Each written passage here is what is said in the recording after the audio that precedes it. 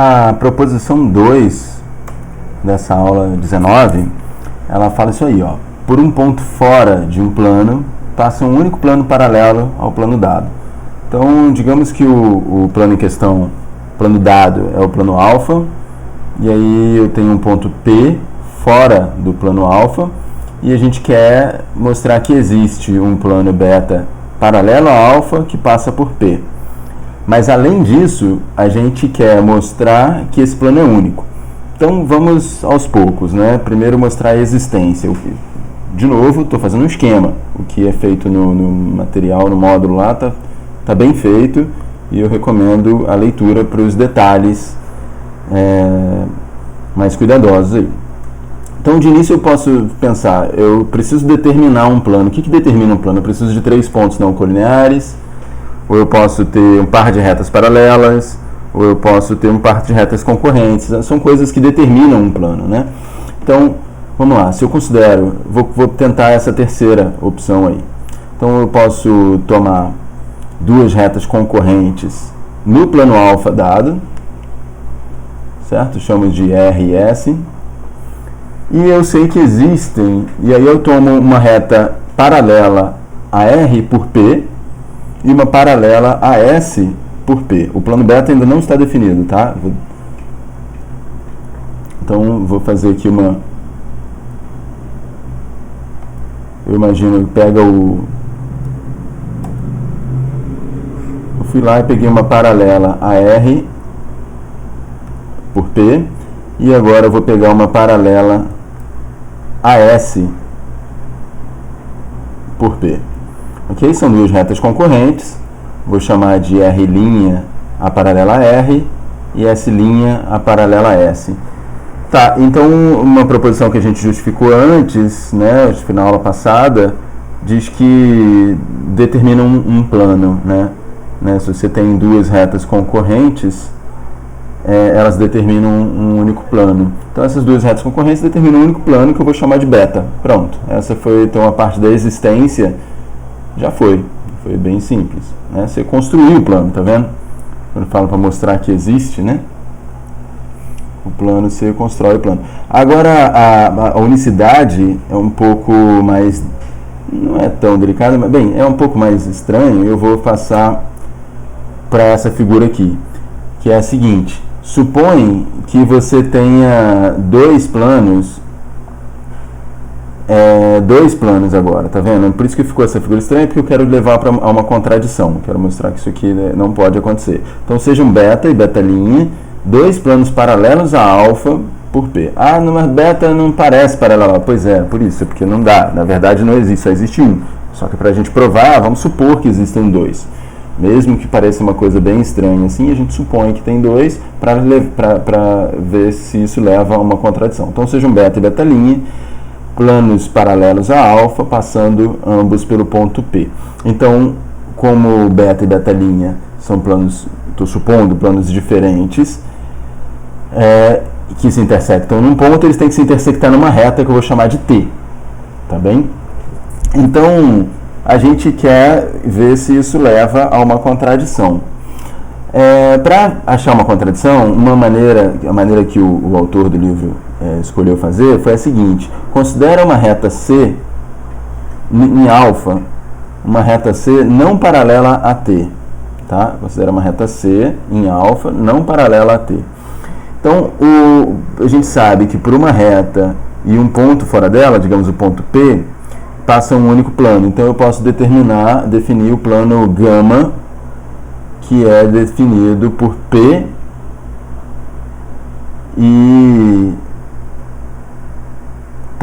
e C. Tá vendo? Esse desenho vai ficar horrível, aí é por isso que eu acho que é melhor a gente apelar e ir lá para o desenho feito no próprio material.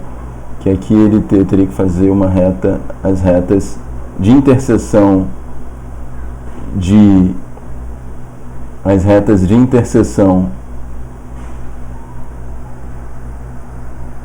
de gama, desse novo plano gama, com beta e com beta'. Então, deixa eu ver se eu consigo fazer aqui. Acho que parece que está rolando.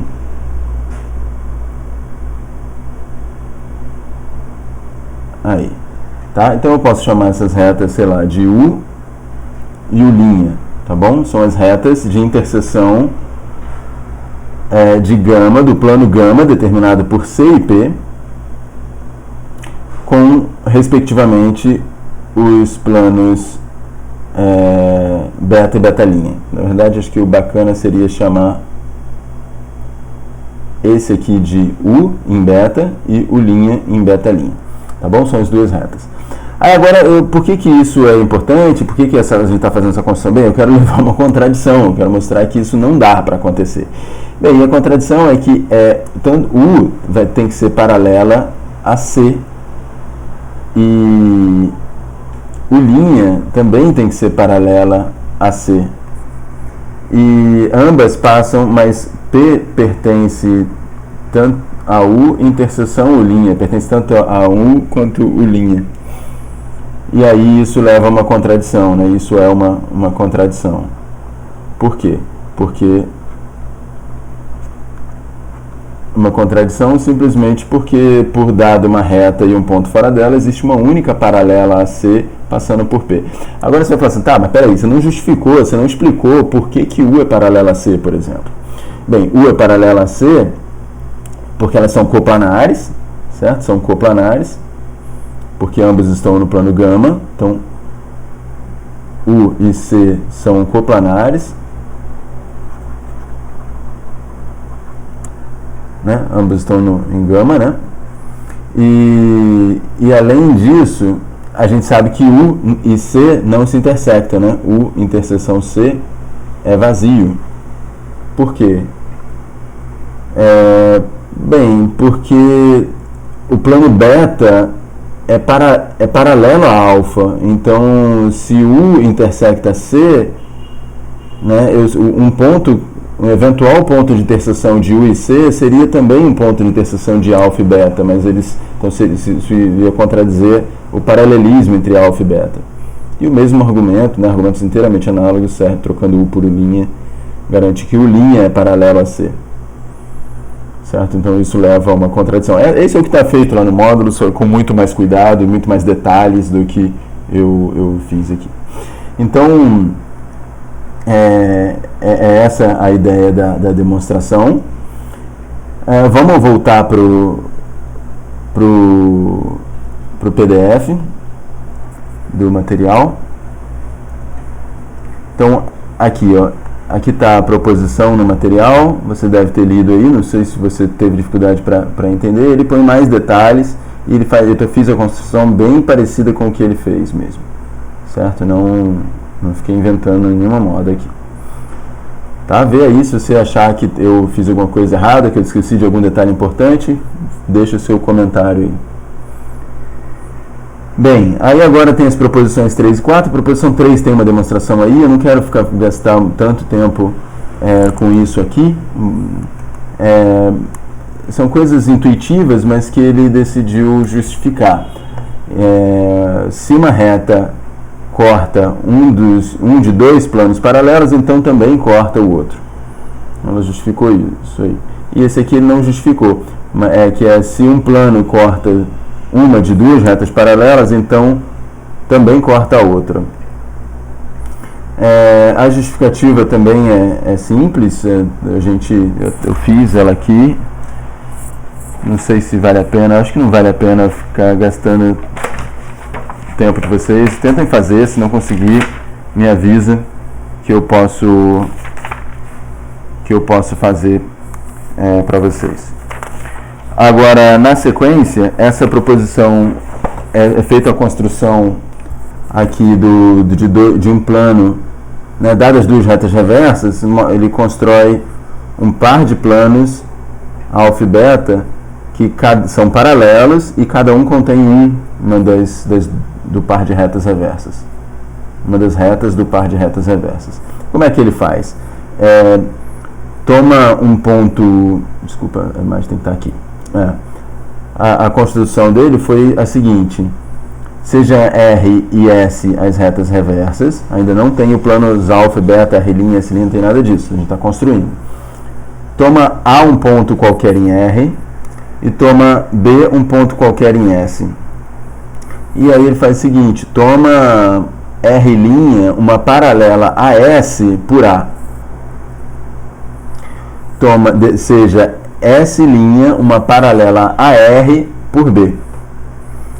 Ok? Então agora a gente tem um par de retas concorrentes aqui em B, tem um par de retas concorrentes aqui em A. Então o par de retas concorrentes determina unicamente um plano. Então o plano alfa é definido ele é determinado é o único plano que contém R e R', e beta é o único plano que contém S e S'. A afirmação é que alfa e beta são paralelos. Bem, e é claro que alfa contém R e beta contém S. Isso já está dado, né? Foi construído desse jeito.